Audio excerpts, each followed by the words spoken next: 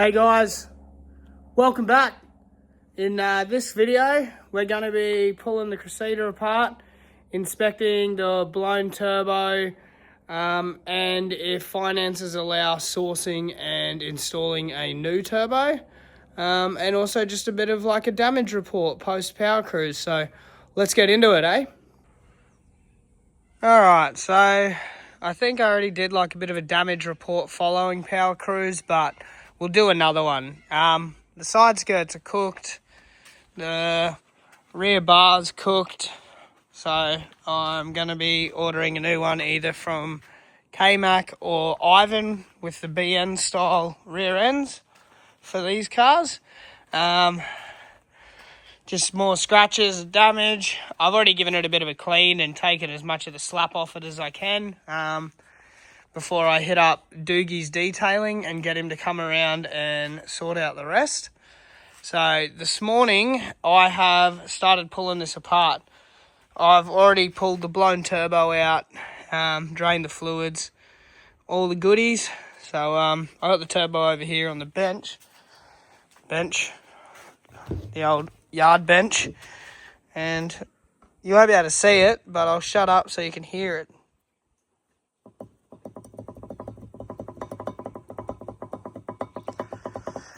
Quality amounts of shaft play. In the front, a bit more damage. You can see what's actually damaged the fins is when that shaft has moved forward, it's allowed the fins to contact the housing and kind of waller themselves out a little bit.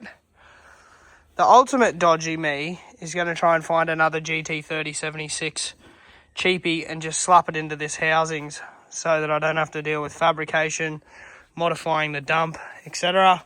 Worst case, I might just have to get a couple of adapters for the water or oil lines if the new core has some different fittings. These ones were quite big and I had to get some of these step down fittings to run my water lines. Ultimate tight ass. I won't be replacing the turbo gasket because it's not cooked. Cheers metal.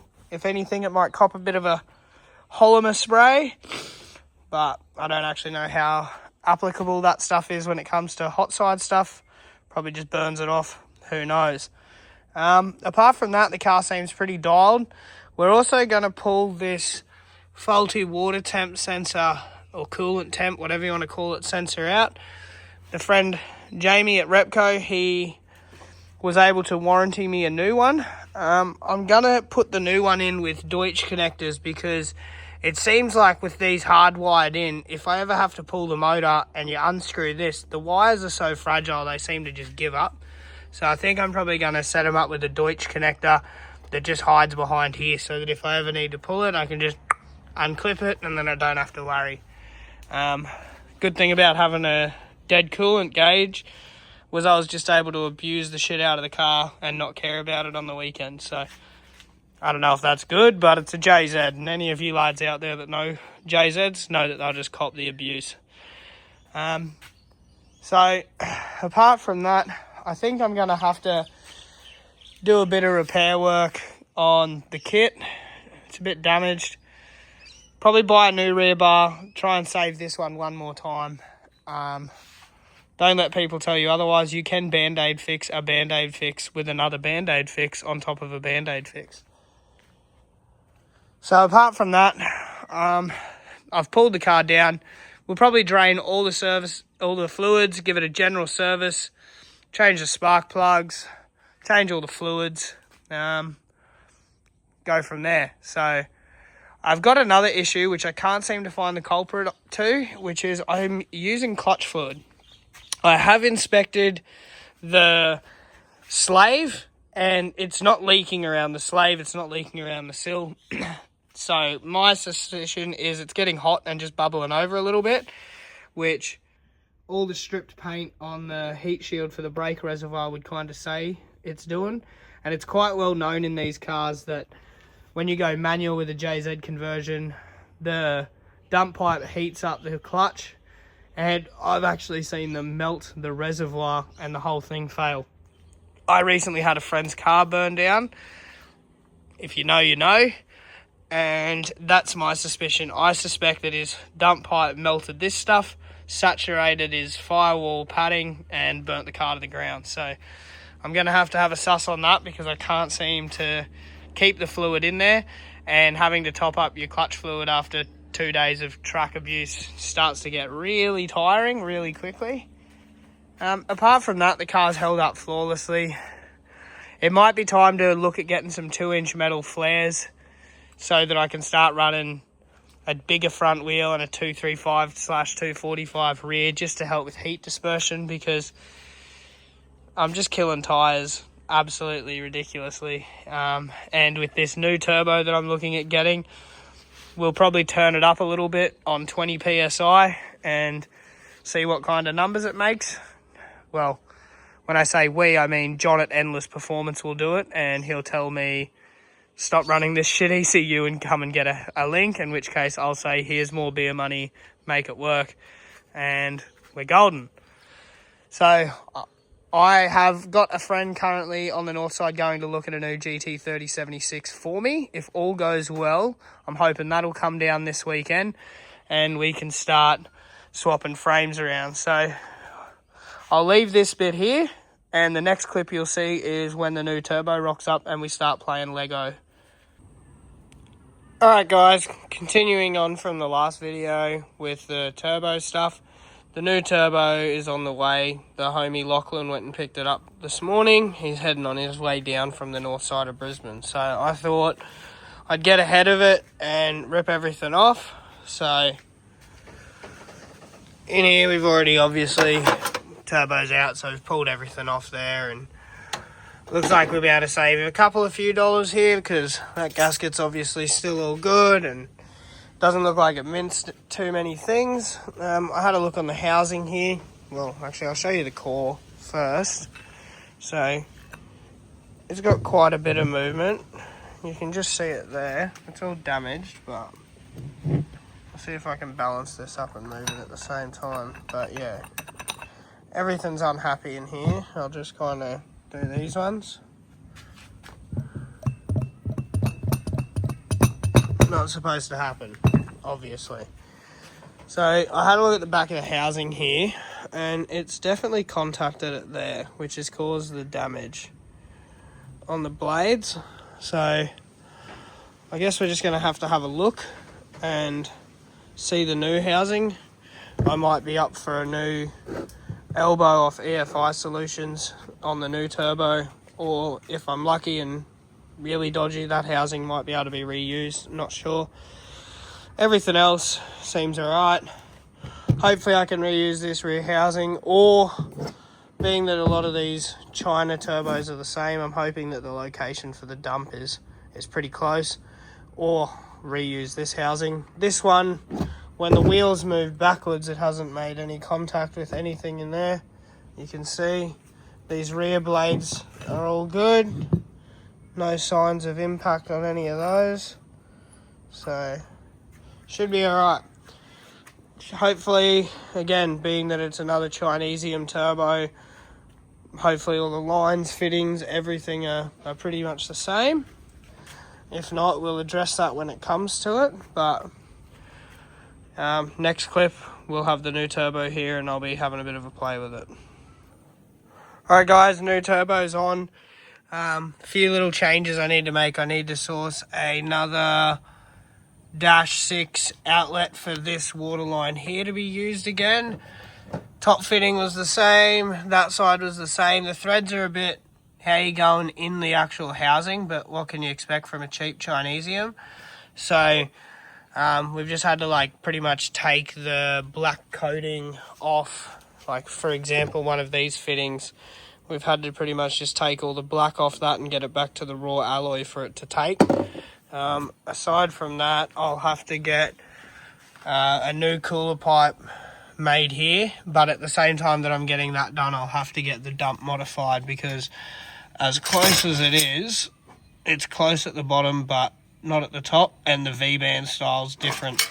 So I'd say either Ben or old Jimmy Fab will be given the old housing, and they can cut it off with the bandsaw, the old V-band. modify this one, do the same. Probably cut it off just a bit back here so that they can clock that V-band to suit this one, like do it up, butt it up against it, mark it, weld it out, and then won't really have to modify anything more than supplying a new 90-degree alloy elbow there for the cooler pipe on this side. But do that, quick retune and more burnouts. Alright guys, new turbo's on. A few little changes I need to make. I need to source another -6 outlet for this waterline here to be used again. Top fitting was the same, that side was the same. The threads are a bit how you going in the actual housing, but what can you expect from a cheap Chinesium? So we've just had to like pretty much take the black coating off. Like for example, one of these fittings, we've had to pretty much just take all the black off that and get it back to the raw alloy for it to take. Aside from that, I'll have to get a new cooler pipe made here, but at the same time that I'm getting that done, I'll have to get the dump modified, because as close as it is, it's close at the bottom but not at the top, and the V-band style's different. So I'd say either Ben or old Jimmy Fab will be given the old housing and they can cut it off with the bandsaw, the old V-band, modify this one, do the same. Probably cut it off just a bit back here so that they can clock that V-band to suit this one, like do it up, butt it up against it, mark it, weld it out, and then won't really have to modify anything more than supplying a new 90-degree alloy elbow there for the cooler pipe on this side. But do that, quick retune and more burnouts. So a little update, I've got the elbow on here, I've just held it on with some tape. I've got it pretty centralised to the old cooler pipe. It's pretty bang on there and pretty bang on here. Gap seems pretty sweet. I've got the new reducer here, like reducer silicone, and it looks like it'll line up quite well. So I'll pull this tape off, put 2 lines here with a Nico, one here, and maybe one on the bottom if I can for Jamie, and then when he gets here he can just weld it where they butt together. Nice thick easy material, and then this slips on. So yeah, looks like that'll line up pretty easily, not too much of a pain in the arse.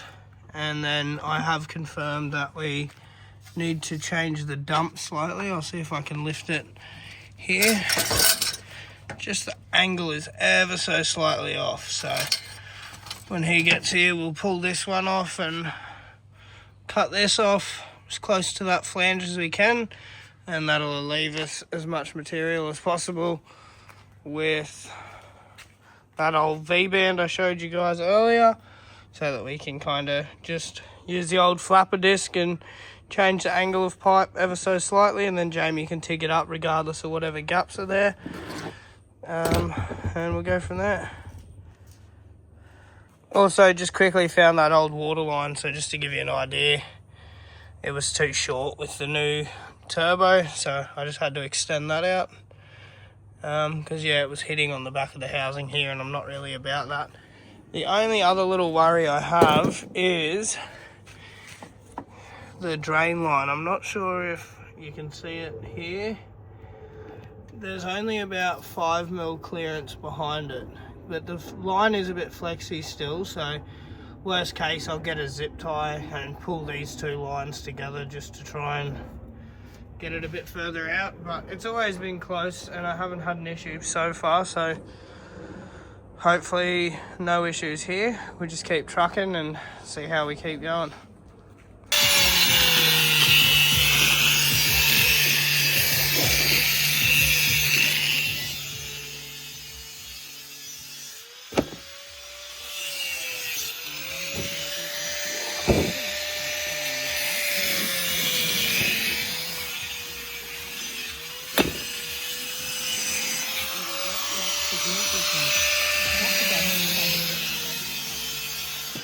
You can see where the fucking turbo jumped forwards there and grabbed the housing.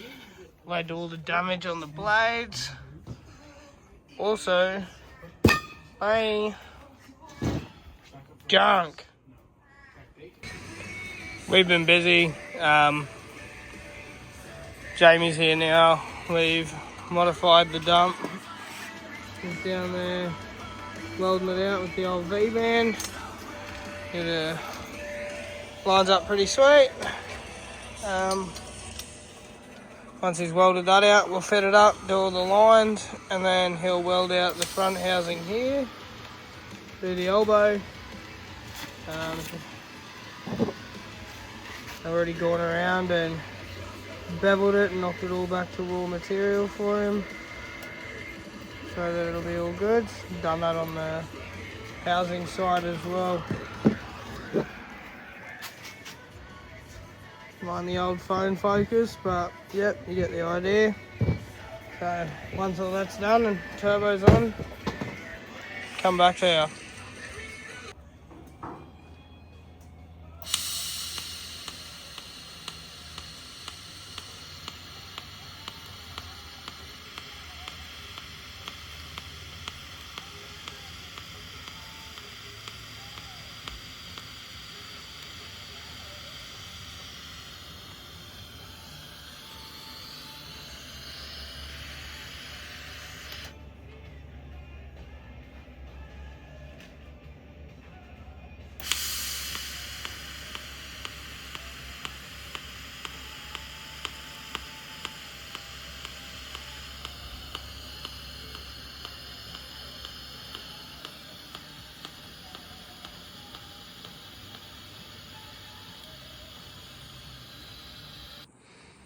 Alright, so that's everything done. All the lines are fitted.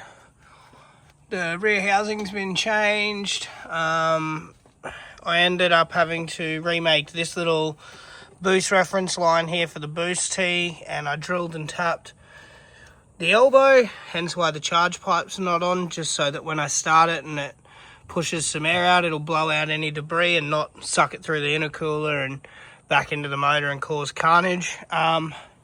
Embarrassingly though, I left one of the doors ajar the last couple of days that I've been working on it, so the battery went flat. So I've just connected the jump pack up, and I'll fire it up in a second hopefully, and we'll see how we go. These little jump packs there, I'll just get a screenshot on it. I can't rate them high enough, hey. I bought it really cheap on Amazon. Well, actually, my partner got it for me.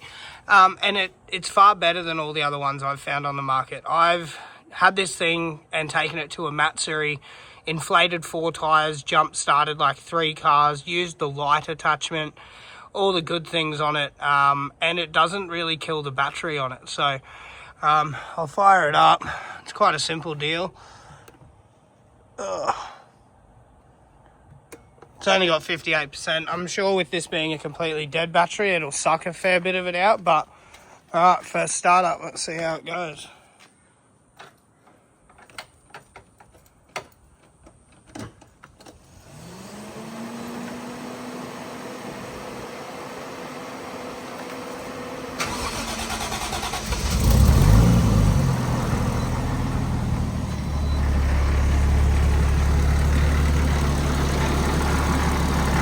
Well,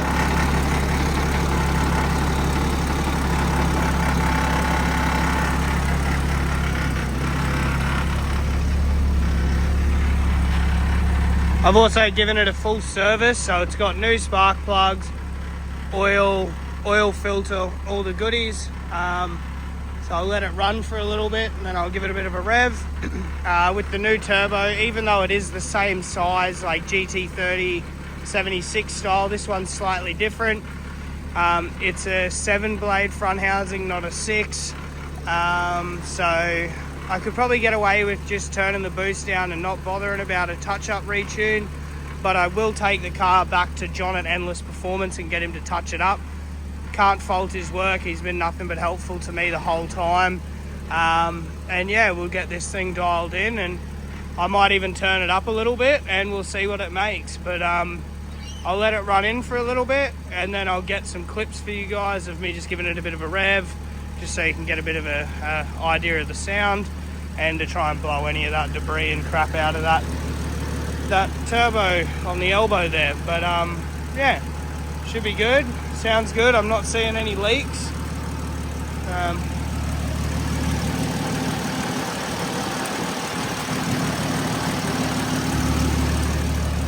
Seems happy. I did also change from a BKR 7E to a BKR 6E for no other reason than, well, it's what the homie had on shelf real quick at Repco, and I just grabbed them cheap. So that's also another reason why I want to get a retune, because I've kind of changed the spark plug and the turbo. I know that these motors, the 1Js, they have BKR 5E, BKR 6E and BKR 7E recommended for them. I gap them down, make sure they're all the same regardless of whatever I use, and just kind of see how it goes. So at least it's back and running. Next step, tune, and I'll put in some clips here of some revs. Alright, I've had it running for about 10 minutes now.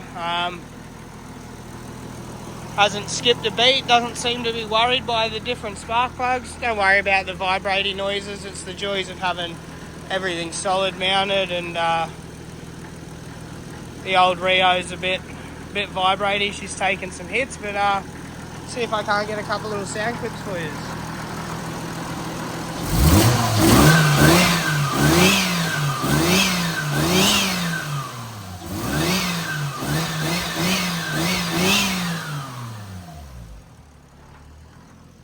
As always, seems happy as Larry.